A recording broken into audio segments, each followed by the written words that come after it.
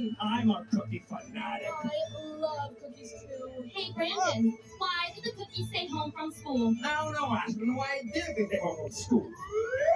Because you felt crummy. Also, for those of you who are planning on leaving a plate of cookies out on the eve of December 24th, this very night, hands up. 1, 2, 1, 3, 4, 5, 6, 7, 8, 9. For anybody? I count 9. I count 10. I was hoping for a few more passengers than that. This must be their crucial year. I think you're right. Time to take a closer look at your golden tickets. My ticket has something stamped on it. So does mine, but I don't know what it means. Look, it says L-E. Mine looks like a single letter. Everyone has something stamped on their ticket that was chosen just for them. And by the end of our journey today, everyone should know what their stamp means. Here aboard the Polar Express. Also known as the Baldwin 284 FA Class Steam Locomotive. Built 1931 at the Ballroom Locomotive. Also known as the Magic Train. Ooh, the Magic Train! Speaking of magic, what is the name of the magical guy who lives at the North Pole? On the count of 3, I want you all to shout his name. Ready? 1, 2, 3. Santa Claus! That's right, Santa. Now on the count of 3, everyone shout out what Santa says. Ready? 1, 2, 3. Ho, ho, ho! Ho, ho. Hey, let's hear some solo ho-ho-hos. Hey, when I put that microphone in front of you, why don't you get your best and loudest ho-ho-ho? I think that's a great idea. Okay, everyone, I'll start with you. Go. Ho, ho, ho.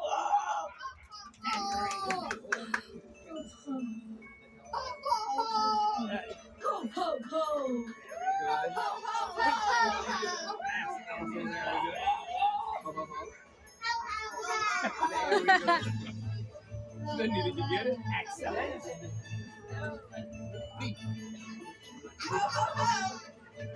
Please don't do it. Ho,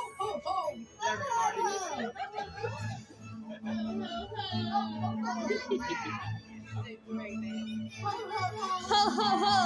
Okay, at the count You of didn't 3, do I need everyone in the car to shout out your You best didn't do ho, it. ho, ho, all together. Ready? 1, 2, 3. Ho, ho, ho!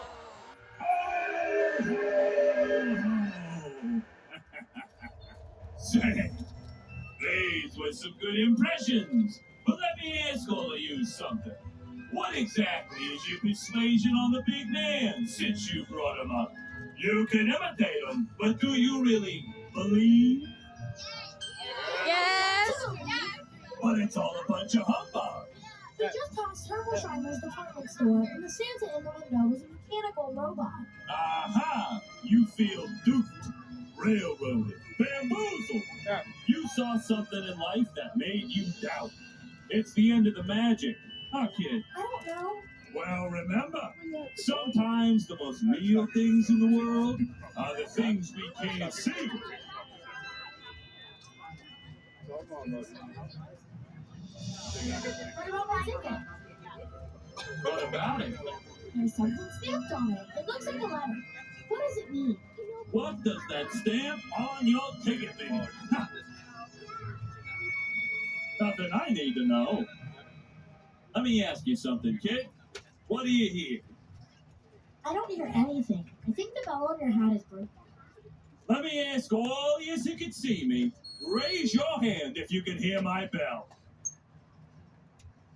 Hardly anyone hears it. I'd hold on tight to those golden tickets. This is your crucial year. Young lady, why aren't you in your seat? I'm talking to the king of the Polar Express. Oh, That guy right there. Can't you see him?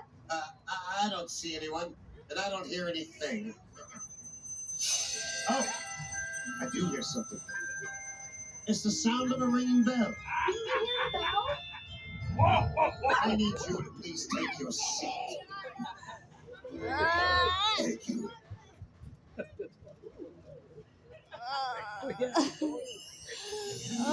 Passengers, it's time for your help with the sound effects we created earlier. Thank you. Let's review. Let's hear the train whistle. Ready? 1, 2, 3, go! And the 2, 3, go! Great job. Remember, we need everyone's creative participation while we tell you our favorite story, The Polar Express by Chris Van Allsburg. Wait, let's add a sound. Layla's going to have the story once more, and this time we need everyone to ooh and like we see fireworks in the sky. Let's try it. I'll kill you. Okay, Layla, go ahead. We present The Polar Express by Chris Van Allsburg. Go! Ooh. Ah. Perfect. Let the story begin. Okay. On Christmas Eve, many years ago, I lay quietly in my bed. I did not rustle the sheets. I breathed slowly and silently. I was listening for a sound. A sound a friend had told me I'd never hear. The ringing bells of Santa's sleigh. There is no Santa, my friend had insisted. But I knew he was wrong. Late that night, I did hear sounds, though not of ringing bells. From outside came the sounds of hissing steam and squeaking metal. I looked through my window and saw a train standing perfectly still in front of my house. Let's hear the sound of the steam train stopping. And go! It was wrapped in an apron of steam. Snowflakes fell lightly around it. Yes, A conductor stood at the open door of one of the cars. that was me. He took a large pocket watch from his vest, then looked up at my window. I put on my slippers and robe.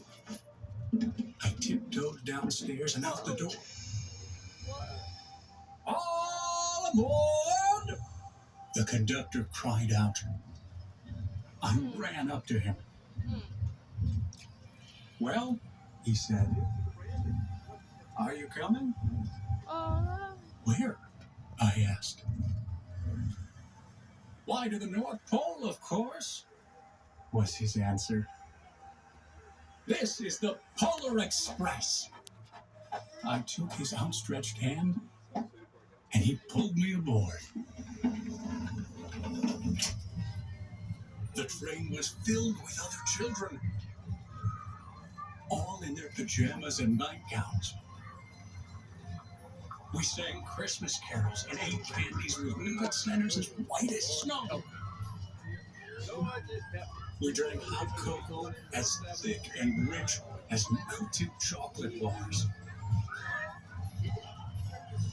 Outside, the lights of towns and villages flickered in the distance as the Polar Express raced northward. Time for the train whistle and go! Whoop whoop! Soon, there were no more lights to be seen. We traveled through cold, dark forests where lean wolves roamed. And white-tailed rabbits hid from our train as it thundered through the quiet wilderness. Okay, let's hear howling wolves and go. We climbed mountains so high it seemed as if we would scrape the moon. But the Polar Express never slowed down. Faster and faster we ran along, rolling over peaks and through valleys like a car on a roller coaster. Time for another train whistle and go! The mountains turned into hills. The hills to snow-covered plains. We crossed a barren desert of ice. The Great Polar Ice Cap. Lights appeared in the distance. They looked like the lights of a strange ocean liner sailing on a frozen sea. There, said the conductor, is the North Pole. Oh. The North Pole. It was a huge city standing alone at the top of the world, filled with factories where every Christmas toy was made. At first, we saw no elves. They are gathering at the center of the city, the conductor told us. That is where Santa will give the first gift of Christmas. Who receives the first gift? We all asked. The conductor answered, he will choose one of you. Look, shouted one of the children. The elves. Outside, we saw hundreds of elves. As our train drew closer to the center of the North Pole, we slowed to a crawl. So crowded were the streets with Santa's helpers. When the Polar Express could go no farther, we stopped. And the conductor led us outside. Let's hear the steam train stopping. And go!